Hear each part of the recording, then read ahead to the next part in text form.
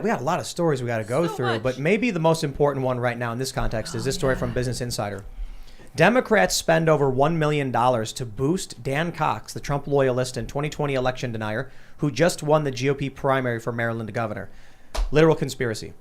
It's a literal conspiracy.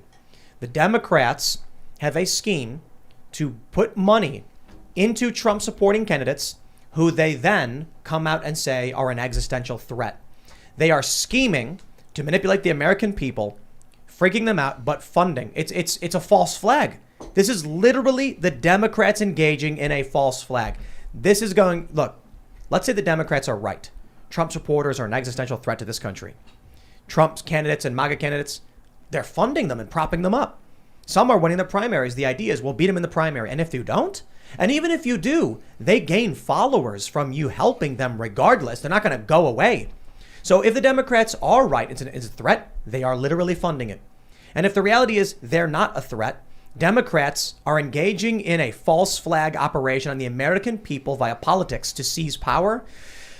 Okay, fine. That's not a coup attempt. That's something dastardly at the very least. Do you know who's warning them against this? Mitt Romney. He's telling them this is a stupid strategy. You shouldn't do this. I believe Hogan even came out and said he was saying we're having Democratic interference in our election. I mean, Hogan has called Cox a QAnon whack job, I believe is the quote. Yeah. He is not a fan at all, but he is also not looking, for a guy who's built his reputation on being able to work with Democrats in his state. He doesn't want this organization coming in and messing with Maryland. I mean, they were actively putting this out.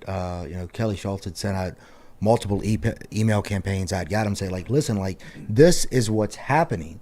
And for me, I've talked about it several times today. I am still mind blown. And people, they were talking about it one of my friends was like, he's going to put God and country back into, the schools. And I'm like, no, he's not. He's in Maryland. Democrats outnumber you 2-1. And the independents in Maryland aren't going to lean that far right, in my opinion. Maybe I'll be absolutely crazy, but the guy they're putting him up against, I don't know if you know anything about Wes Moore, but Wes Moore won the top 40 under 40, very important people shaping the future of Maryland when I won it. He wrote a book called The Other Wes Moore. I'm almost positive he's a combat veteran, but I know he's definitely a veteran.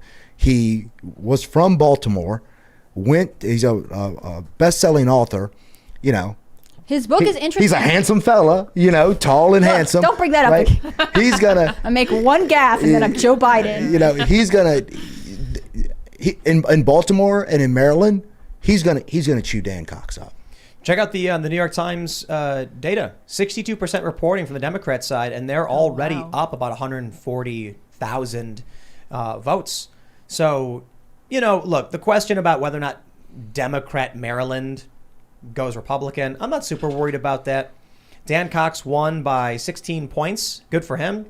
I don't see Kelly Schultz winning either. I mean, the turnout on the Republican side wasn't that high. The bigger issue is Democrats and the schemes, the manipulation on the American people.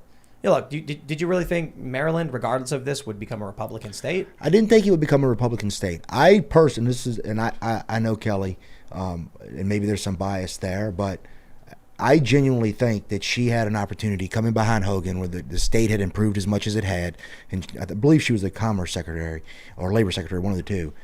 And I thought she could get independence and again, with the sentiment being as much against Biden as it is, that she stands a very strong probability at this year. I literally said, if you're going to win, this was the year for you to win, right?